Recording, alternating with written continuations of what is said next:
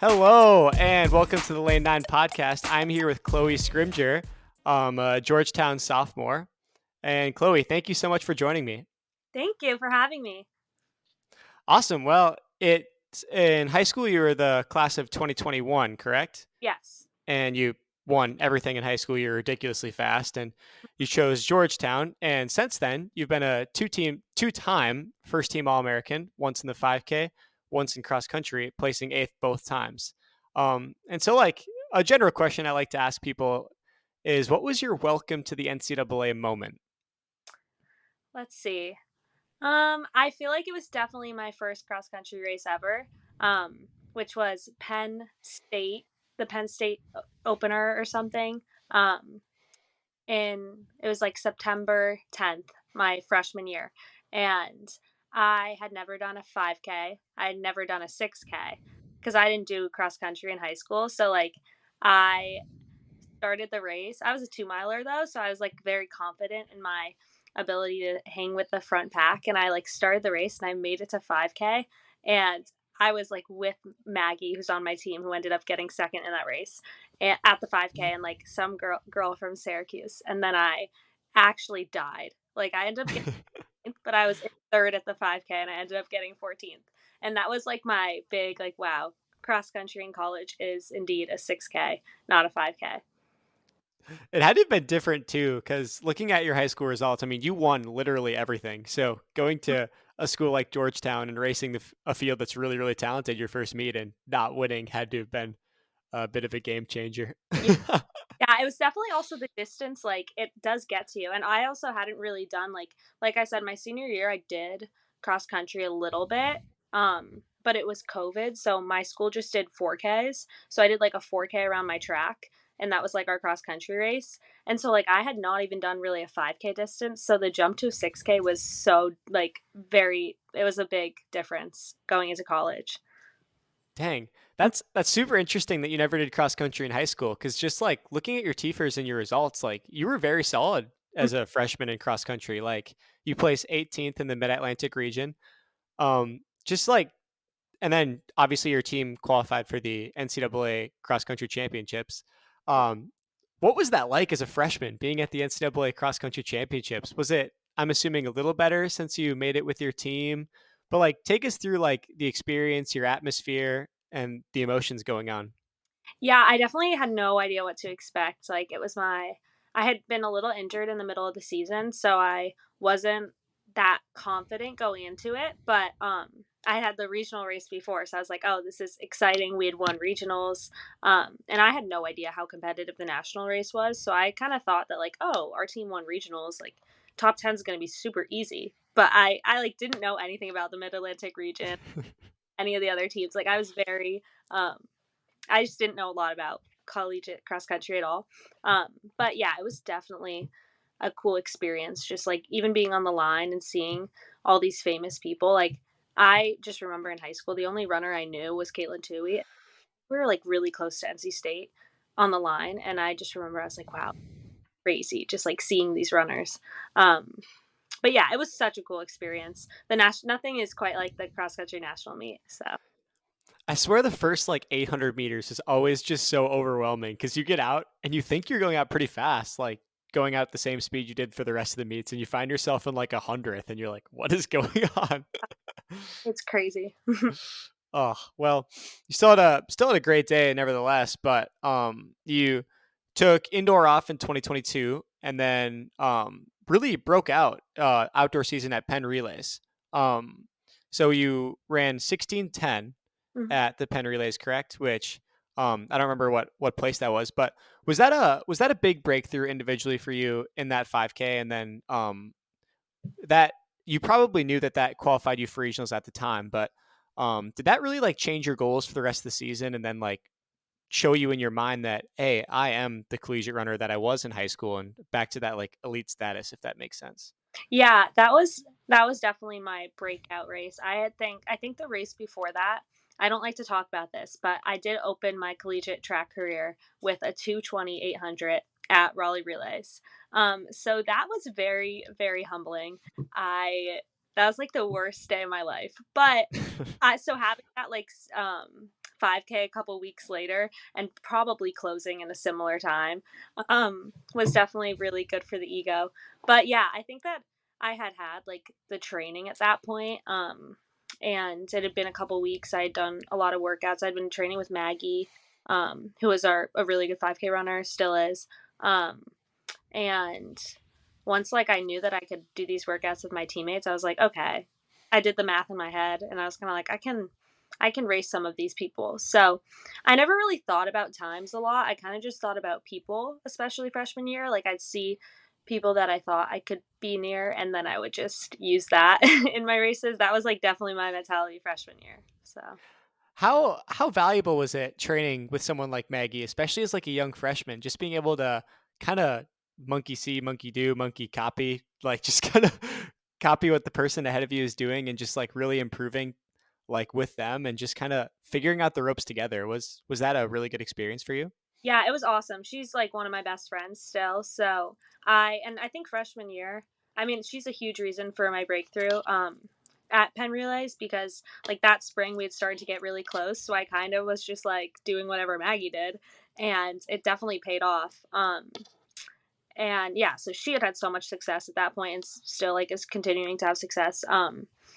But that was definitely super helpful to just have someone like her who like consistently was doing well in cross country nationals, consistently doing well in the 5K on the track, and just like a training buddy who I also was friends with. So once I was able to get that time, like she was really excited for me. I remember, and we just like started doing every workout together, which definitely benefited me.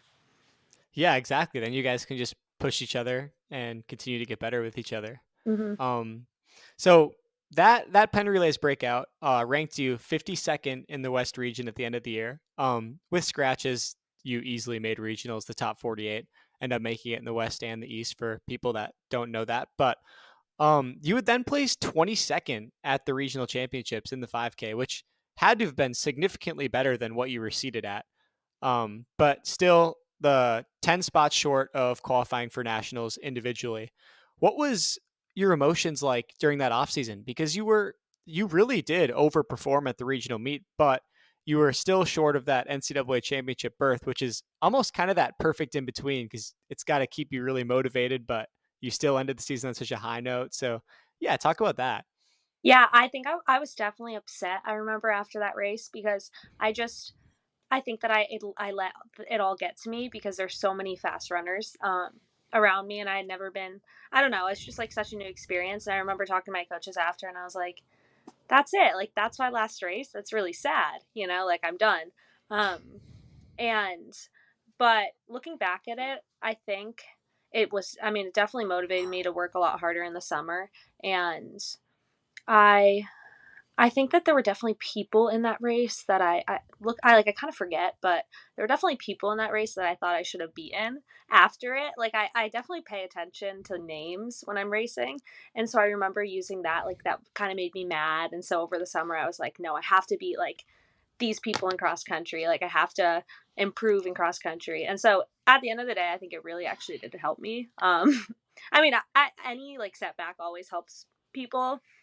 That is true. So I do think looking back at it, that was in a way like a very monumental race because it was like my first time in that sort of setting, and walking away from it, I was like, wow, I should have just tried a little harder. So Yeah. It's it you can tell it really did motivate you and help you grow though in that off season because as a sophomore you experienced big growth in your PBs taking your 6K from 2050 to 2020, which is 30 seconds quicker. I'm not including the one short course that you ran at, but leave. um and then you also did place 60 spots higher in the NCAA cross country championships as a sophomore, which for people that don't know, there's like usually 170, 180-ish people in the race. So improving by 60 spots and from one year to the next at an NCAA cross championship is absolutely massive. So props to you for that. And then you continued to improve indoor after that, running a 911 3K at the packed Boston Valentine meet, which is just always a hectic experience. Was that the first time you've raced at Boston in your career? That was the first time I've raced at Boston. That race is actually my most proud race because I got um I got like someone stepped on my spike after the first 200, so I was running with like half a shoe, like my heel was out, like, and I had to Oh, walk, like, yeah, my heel was out for like 2K, 2.5K of that race, and I remember I was so mad during it. Um, but yeah, that is actually my most like that BU 3K. I think if I had to choose a race that I'm the most proud of, it would be that one, even like to this day, because I don't know how I finished it because it was so uncomfortable. what was it like racing at Boston for the first time? I mean, especially at the BU Valentine meet where there's just like people all over, and I feel like you can't even walk in that building sometimes. It's so crowded with fans and stuff. Yeah. I think, I mean, I'm from Connecticut, so a lot of my family was there too. And so it was, because it's only like an hour and a half away. So it was really exciting just like have people watching. And so like, and obviously like there were a bunch of people there anyways, because it's such a crowded meet. Like all the collegiate athletes were there and professional athletes. But yeah, it was super exciting. And I think that was my first indoor race that season. So I had like I was very disappointed after cross country that year. And so I had like taken a break and I was like not in the best mindset with running. Like I was kind of just like pissed off with running at that point. And so going into a meet like that, like having that many people around, it made it so much more exciting. And I kind of just was like, okay, it is what it is. Like there's so many people running 3Ks. If I do amazing, that's awesome. If I do horrible, no one will know. So that's kind of how I went into that race. Exactly. You're one athlete out of the like 95 heats that they have of each event there. It's absolutely crazy. But yeah, then that off season between that indoor and outdoor season of 2023 is where you really experience another huge breakout if your TVers results. I mean that's pretty much what they say. Um, what changed in your training? Was it just like a consistency thing? Was it frustration about narrowly kind of missing out on those indoor championships, or like what do you think you would that credit the leap that you made between that indoor and outdoor season to? Yeah, I mean, I think it goes back to like, honestly, this is a stretch, but kind of freshman year, like that spring to the fall, like the fall, I was kind of like a little bit unhealthy in the middle of the season for cross country. So then at the national meet, I was like so devastated I didn't get All American. So, indoor was just like my coaches talked to me and were like, this is a training block, because I started really late. Like I started at Valentine's and then I just did that in conference. And I went into conference and I ended up winning the 5K. So I think that really helped me because I was able to like actually win something. Like I hadn't won anything in college at that point. And so once I won that, I was like, wow, like I can win races. This is exciting. And then I think my next race was Raleigh after that, and that's when I had like a pretty breakout 5K. Like I think I could have done that time the following spring. Like I really think, or the previous spring, like freshman year, I do think I could have broken 16. That was why I was really upset at regionals. I remember I was like, oh, I could have broken 16, and I didn't. And so, but then at Raleigh, I was able to break it pretty easily. So that was definitely like a breakout. And then like I knew I had the regional time at that point. So then outdoor was kind of just learning to race more and like getting more confident. And I was able to do that in a lot of races. So yeah, I don't know. There's a lot of things that kind of I feel like led to my breakthrough, but I do think it's just like consistent training and kind of like mentally like fixing my like running mentality definitely came with like winning a race. Like winning that Big East 5K definitely helped my mentality of collegiate running. Yeah, and not only did you win the Big East 5K, but you PB'd by 20 seconds in that race. You went from, like you said, 16:10 to 15:50, which is a huge barrier for athletes. The 16-minute 5K for women is a huge barrier. So, did that race in itself, winning that Big East championship, did that change your season goals kind of heading into regionals? Where you're like, oh, before maybe I could have made nationals, and then after that race, you were probably thinking, oh, well, now I can definitely make nationals. Yeah, I think I definitely I after that I definitely had that goal. Um I Yeah, that biggest outdoor race was really fun because Maggie and I went like 1-2, and both ran pretty fast for like the Big East conference. Normally, you don't run that fast in conference races, like in the past at least. It's been like kind of fast, but I think my freshman year we ran like 16. Maggie won in like a 16:10. So it hadn't been that fast. So it was kind of a good confidence booster for both of us, just like running it strategically and ending up running in the 1550s. Like that was a huge confidence booster for me. And we ended up closing that really fast. So yeah, I think that like after that race, I was like, okay, if I can close that fast at the Big East, like if I'm just in it at regionals, there's not going to be 5 people who can beat me. And that was like my mindset. Yeah. Well, going into regionals, and I think this is super interesting because obviously the 1500 has 2 rounds of regionals and 2 rounds of nationals, but the 5K only has 1 round at both regionals and nationals, divided into 2 heats. So when you got the heat sheets, when the heat sheets came out, and you noticed you weren't in the same heat as Katelyn, Tuohy, or Parker Valby, I mean, part of you must have been kind of excited thinking, oh, okay, like I got a pretty good draw and like this seems like a really, really good opportunity. And so what I want to ask you about is, does your race strategy change based on what heat you're in, whether that's the first heat or the second heat? And then like, do you and your coach like come up with a plan based on like, oh, if the first heat goes fast, I'm going to do this. If the first heat goes slow, our heat's going to do this. Like, take us through that kind of thing. Yeah, I think so both of the experiences I've had with like the heats, different 2 different heats have been at the regional meet, and I was in both times I was in the first heat and Parker and Katelyn were in the second heat. Um and so freshman year I didn't make it. And so sophomore year I was actually really upset that I wasn't in their heat because I was like, oh, 7 people are going to make it from their heat. Like even though they were both in that heat, so it actually ended up probably being even, like 5 and a 5. But I just thought it was going to be faster because the second heat normally is faster. Like that's kind of part of our strategy. Like my coach always tells us the second heat typically goes faster, Yep. which I think people just know that in general, just based off of like past results. But I remember actually being, I don't know, now that I'm like talking it out, I'm like, why was I upset? But I do remember being like, oh, I wish I was in the second heat because um it's going to be less up in the air. Like I think that the problem with the first heat is if no one takes it, um it ends up being like you can run like 16 flat and then people can outkick you. So that's what I was really worried about going into it. So then our strategy was I ended up leading that race actually, I Oh, think. wow. Yeah, I led that race for a while. I was in it with my teammate Andrea, and our strategy was like kind of to lead it if no one were to take it, because lead it I think it was lead it like halfway through. So I started leading maybe at like 2K. Um because otherwise it could be like a sit and kick thing, and I'm not amazing at that. So I didn't really run a lot of 1500s outdoor, and I'm not that confident in my 1500 speed, so I was definitely not looking for a sit and kick race. I was hoping for like a faster honest 5K.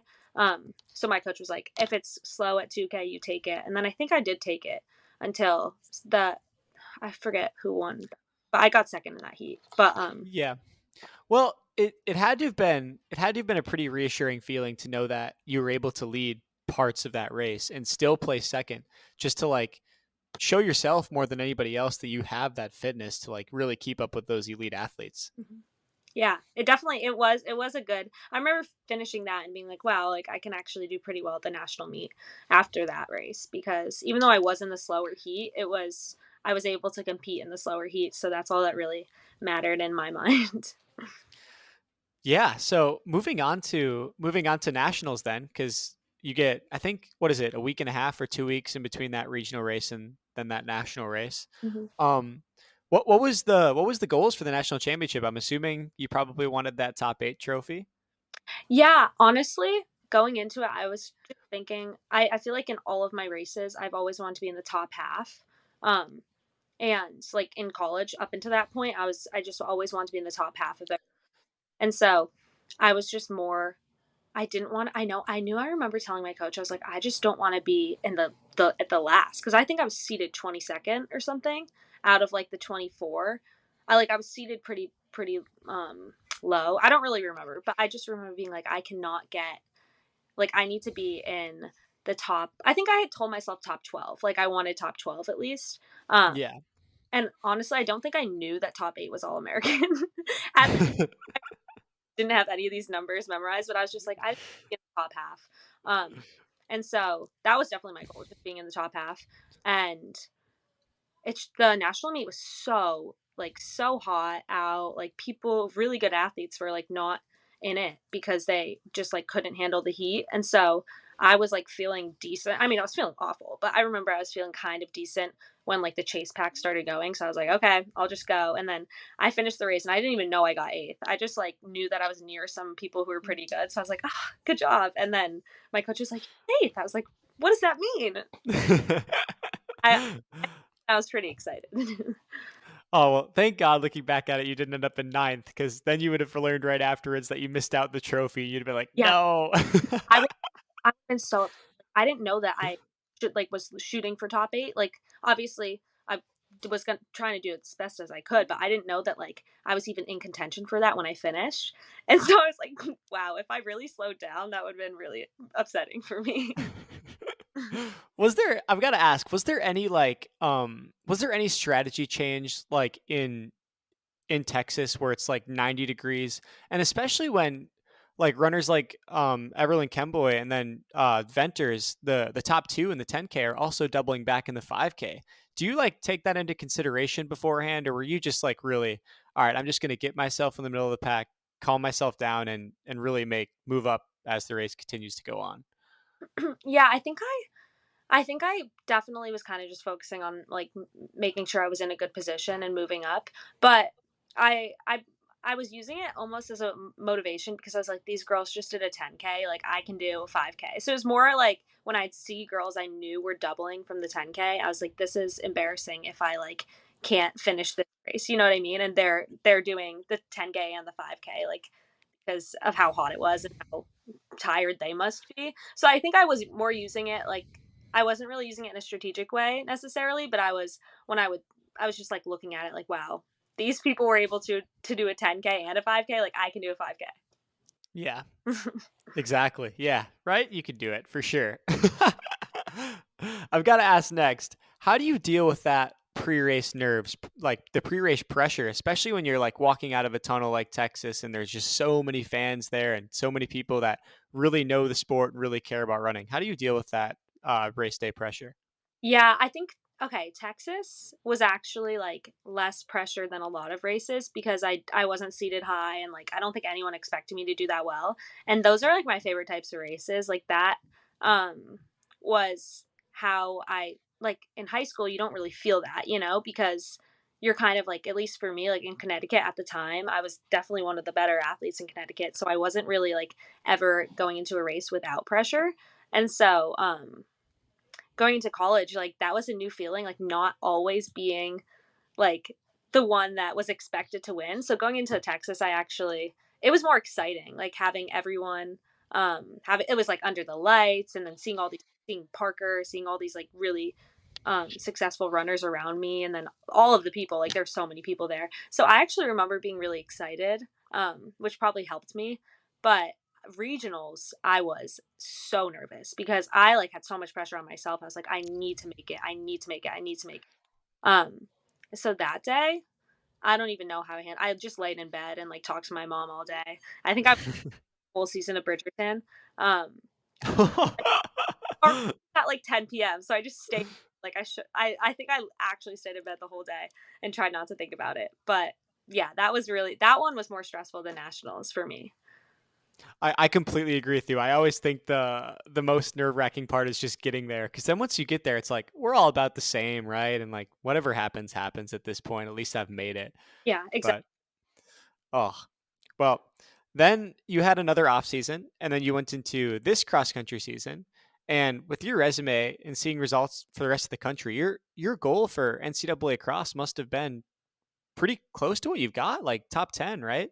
Yeah, I actually went into cross and I was like, I should get top 8 because because I got 8th at I didn't know how, like I said, I didn't really understand how, people from the 10K are probably good at cross. People from the 1500 are probably good at cross, but I was like, I got 8th in the 5K outdoor. Like, I should be getting top 8 in the 6K, like, 3 months, 4 months later. I don't know how many months later that was. 6 months later. But yeah, so that actually was my goal, which is really funny because I ended up getting 8th. But But yeah, I think that like coming back like after outdoor season, I was like, wow, there's nothing like stopping me from getting top 10, I'd say. But Yeah. So what was the strategy to getting top 8? Was it like, hey, I have a feeling Parker's going to take it out hot. I'm kind of getting going to get in that chase pack and then hang on, or like did you have anything specific that you were planning for? I don't even know. Like I was actually sick the week before, so I was like not as confident as I had been the whole season. Like I had a pretty good season up until that point, and then I didn't race the regional race because I was like really sick that week. And Oh. yeah, the week of regionals, it was like I think that's a week that so many people get sick, and I had had such a good semester. I was like I hadn't gotten sick all semester, and then the week of regionals, I'm like I was so sick, so I didn't end up racing regionals, which is was really good because I think if I raced it, I would not have been fine by nationals. Um, but and I we're in such a lucky position also as a team. Like not everyone has the opportunity to not race regionals, so like love my teammates, and I'm so thankful that I even had that opportunity because like it ended up really benefiting me. Um, but yeah, going into it, I knew Parker was going to take it out. And I kind of was like, I knew the position I wanted to be in, which was kind of in the chase pack and just move my way up. And since I had done that race earlier in the year, I kind of had an idea of where I wanted to make my move, which was, I don't even know, like thinking about the course, but it was kind of like when you're coming back around where the start line is. I knew that I should go there because that's like about a little more than an 800, I think, from the finish. So that's where I was planning to make a move, and I kind of made a move there. I ended up like falling behind a little bit, but that was kind of my strategy. Well, it seemed to work out for you. Moving on to this most recent indoor race at Boston, where you utilized that cross country peak to have such a great race at Boston again a few weeks later. You ran a 30-second PB again in the 5K, third in the country right now, losing to the NCAA record holder and then another two-time NCAA champ, Katelyn Tuohy, and losing to five-time All-American Hilda. I'm not even going to try to pronounce the last name, but what did it take for you to make this huge leap again? And then after seeing this result, what's the goal for the rest of the indoor season? Because you're finally at the point now where it's like winning a title is not an unrealistic thing. Yeah, I mean, that was super exciting. I think even like given the outdoor season I had at Texas, like I knew my 5K, like 30 seconds sounds like crazy. Like wow, you dropped 30 seconds. But I think at Texas, if it was a normal, like if it wasn't as hot as it was and it wasn't those circumstances, I think I could have run that outdoor season probably low 1540s at least. And so that's still like a 15-second PR, which is a lot.